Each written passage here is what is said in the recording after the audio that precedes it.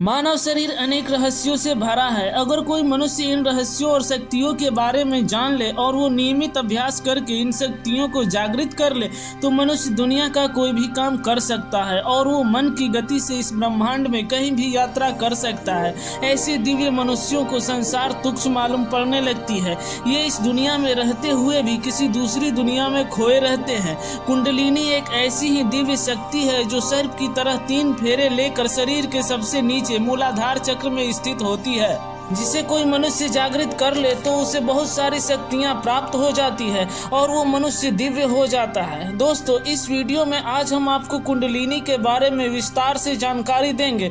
अगर आप मेरे चैनल पर नए हैं तो चैनल को सब्सक्राइब कर लीजिए, जिससे आपको ऐसी नॉलेज से भरी जानकारी मिलती रहे। दोस्तों, कुंडलिनी एक रहस्यमयी शक्ति है जो हर व्यक्ति के शरीर में सूक्ष्म रूप से व्याप्त है। हठ योग के अनुसार हमारे शरीर में 7 चक्र, 72,000 नाड़ियां और 10 प्रकार की वायु होते हैं। शरीर में मुख्यतः 7 चक्र होते हैं जो मेरुदंड के मध्य से गुजरने वाली सुषुम्ना नाड़ी में स्थित हैं। सुषुम्ना मूलाधार चक्र से आरंभ होकर सिर के शीर्ष भाग तक जाती है। दोस्तों, यदि साधक तीव्र जिज्ञासु हो तो आसन, प्राणायाम आदि को तीव्र गति से लंबे समय तक अभ्यास करके कुंडलिनी को जागृत कर सकता है। जब तक यह नीचे रहती है तब तक व्यक्ति सांसारिक विषयों की ओर भागता है, परंतु जब यह शक्ति जागृत होती है तो मनुष्य को ऐसा अनुभव होता है कि कोई सर्पिलाकार तरंग नीचे से ऊपर की ओर उठ रही है। यह एक दिव्य अनुभव होता है। कुंडलिनी का एक छोर मूलाधार चक्र पर तथा दूसरा छोर रीढ़ की हड्डी के चारों तरफ लिपटा हुआ ऊपर की ओर मस्तिष्क तक जाता है, जिसे सहस्त्रार चक्र कहा जाता है। हमारे शरीर में सबसे नीचे मूलाधार चक्र होती है। मूलाधार का अर्थ होता है हमारे अस्तित्व का आधार, इसीलिए इसे मूल केंद्र माना जाता है। मूलाधार चक्र पृथ्वी तथा प्राण इंद्रिय से संबंधित है। इसका प्रतीक चिन्ह 4 दल वाला गहरा लाल कमल है। इसका बीज मंत्र लंग है। इसके केंद्र में पृथ्वी तत्व का यंत्र पीला वर्ग है। वर्ग के केंद्र में एक लाल त्रिभुज है जिसका शीर्ष नीचे की ओर है। यह शक्ति का प्रतीक है। इस त्रिभुज के भीतर एक लिंग है जो सूक्ष्म शक्ति का प्रतीक है। कुंडलिनी शक्ति सुषुप्त अवस्था में इसी लिंग के चारों ओर लिपटी रहती है। यही कुंडलिनी शक्ति का निवास स्थान है। मनुष्य की समस्त शक्ति काम शक्ति, भावनात्मक, मानसिक तथा आध्यात्मिक शक्ति का केंद्र है। हठ योग के द्वारा मन को एकाग्र करके सुषुप्त कुंडलिनी शक्ति को जागृत कर विभिन्न चक्रों से होते हुए मस्तिष्क में स्थित सहस्त्रार चक्र तक पहुंचाया जाता है। जब कुंडलिनी शक्ति सहस्त्रार तक पहुंच जाती है तब मनुष्य को अद्भुत सिद्धियां प्राप्त हो जाती है। इस चक्र से 2 अंगुल ऊपर मेरुदंड में स्वाधिष्ठान चक्र होता है। यह जल तत्व से संबंधित होता है। इस चक्र को सिंदूरी 60 कमल पुष्प के रूप में चित्रित किया जाता है। इसका बीज मंत्र वंग है। यह चक्र इंद्रिय सुख भोग की लालसा का प्रतीक है। स्वाधिष्ठान की मुख्य वायु ध्यान है। यह चक्र प्राणायाम कोश का वास स्थान है। इस चक्र के जागृत होने से मनुष्य पाश्विक वृत्तियों से ऊपर उठ जाता है। इस चक्र से ऊपर मणिपुर चक्र होता है। तंत्र और योग साधना का यह तीसरा चक्र है। यह हमारी नाभि के पीछे स्थित होता है। इसका आधार अग्नि तत्व है। अग्नि से संबंधित होने के कारण इसे अग्नि या सूर्य केंद्र भी कहा जाता है। इस चक्र को 10 दलों वाले कमल के रूप में दर्शाया जाता है। कमल के बीच में अग्नि तत्व का लाल रंग का त्रिभुज है। इसका बीज मंत्र ए है। इस चक्र का संबंध महत्वाकांक्षा तथा शासन करने की क्षमता से है। मनुष्य का पूरा पाचन तंत्र इसी चक्र से नियंत्रित होता है। दोस्तों, इस वीडियो के लास्ट में कुंडलिनी जागृत करने का एक सरल तरीका मैं आप लोगों को बताऊंगा, इसलिए वीडियो को लास्ट तक जरूर देखिएगा।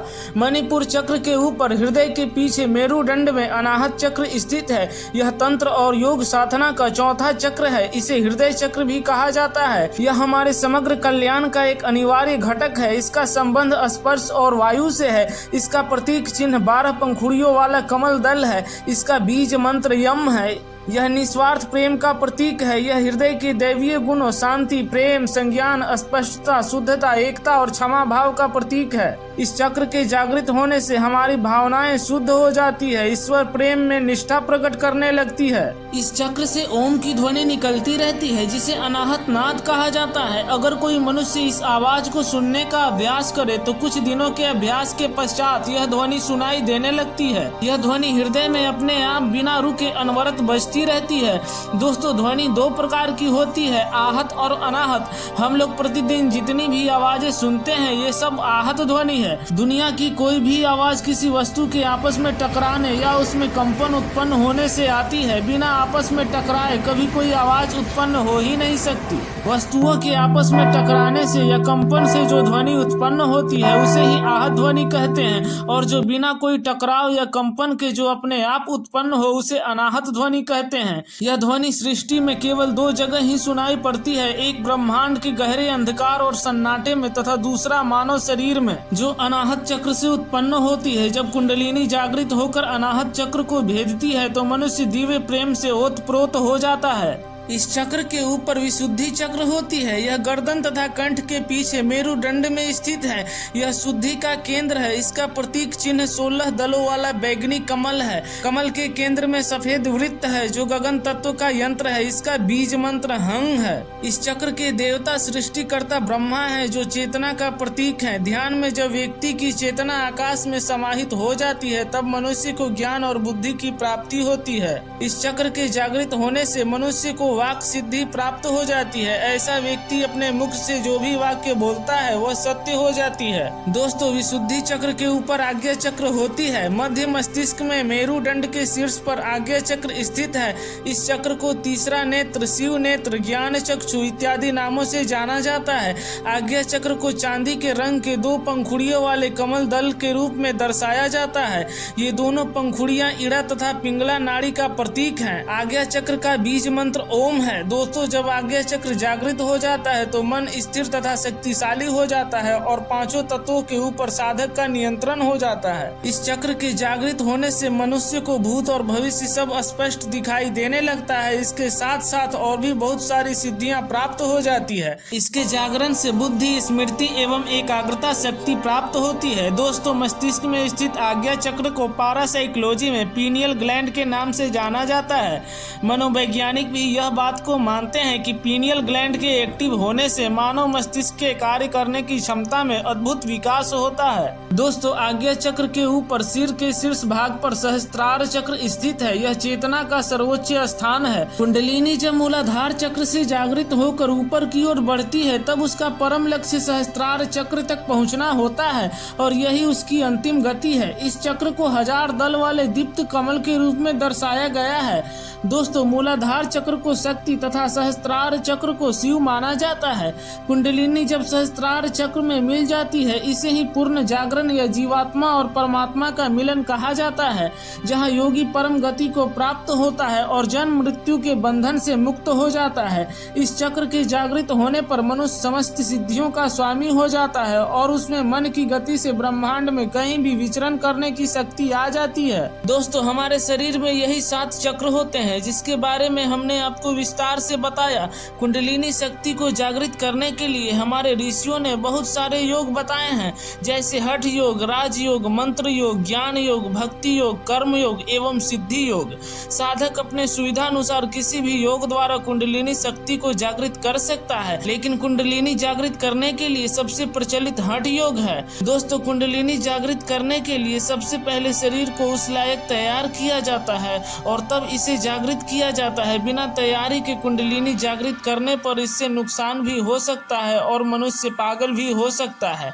अगर हम घर के इलेक्ट्रिक उपकरणों को चलाने के लिए जैसे टीवी, फ्रिज आदि को चलाने के लिए 220 वोल्ट की जगह 4 लाख वोल्ट का करंट दें तो क्या यह चलेगी?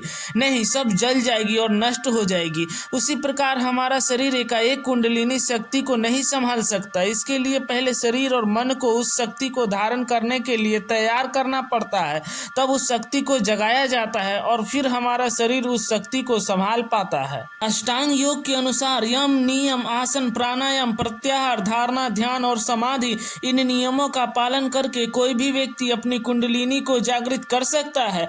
दोस्तों हमारे शरीर में मुख्यतः 3 नाड़ियां होती है, ईड़ा, पिंगला और सुषुम्ना। ईड़ा बाईं नासिका से जुड़ी होती है तथा पिंगला दाईं नासिका से जुड़ी होती है। जब हमारा श्वास बाईं नासिका से चलती है तब ईड़ा नाड़ी एक्टिव होती है और जब हमारा श्वास दाईं नासिका से चलती है तो पिंगला नाड़ी एक्टिव होती है, और जब दोनों नासिका से श्वास चलती है तब सुषुम्ना नाड़ी एक्टिव होती है। दोस्तों, जब सुषुम्ना नाड़ी एक्टिव होती है तब ध्यान करने से कुंडलिनी जल्दी जागृत हो जाती है, क्योंकि जब बाईं नाक से श्वास चलती है तो उस समय ईड़ा नाड़ी एक्टिव होती है। इस समय हमारा मन विचारों से भरा होता है, और जब दाईं नाक से श्वास चलती है तो पिंगला नाड़ी एक्टिव होती है। इस समय हमारे शरीर में हलचल तेज होती है। इन दोनों ही अवस्था में ध्यान लगाना काफी कठिन कार्य होता है, लेकिन जब दोनों नासिका से श्वास चलती है तो उस समय सुषुम्ना नाड़ी एक्टिव होती है, और इस समय हमारा मन और शरीर काफी शांत होता है। इसलिए इस समय ध्यान करने से कुंडलिनी जल्दी जागृत हो जाती है। कुंडलिनी जागृत करने के लिए जब सुषुम्ना नाड़ी एक्टिव हो उस समय मूलाधार चक्र पर ध्यान करें, श्वास को धीमा छोड़ दे। रोज करीब आधा घंटा अभ्यास करें। कुछ समय बाद कुंडलिनी शक्ति की ऊर्जा जागृत होकर सुषुम्ना नाड़ी में प्रवेश कर जाती है, और यह धीरे धीरे ऊपर बढ़ने लगती है। जैसे जैसे यह ऊर्जा ऊपर बढ़ती है और चक्रों को पार करती है, वैसे वैसे मनुष्य को सिद्धियां भी प्राप्त होती है, और अंत में यह ऊर्जा सहस्त्रार चक्र में मिल जाती है। तब मनुष्य को दिव्य ज्ञान की प्राप्ति होती है। उसके सामने ब्रह्मांड के सारे रहस्य प्रकट हो जाते हैं, और वो समस्त सिद्धियों का स्वामी हो जाता है। समस्त सिद्धियों को प्राप्त करने के बाद मनुष्य देवताओं के समान तेजस्वी और त्रिकालदर्शी हो जाता है। भूत, भविष्य और वर्तमान सब उसके सामने प्रकट हो जाते हैं। दोस्तों, कोई भी व्यक्ति इन नियमों का पालन करके अपनी कुंडलिनी शक्ति को जागृत कर सकता है।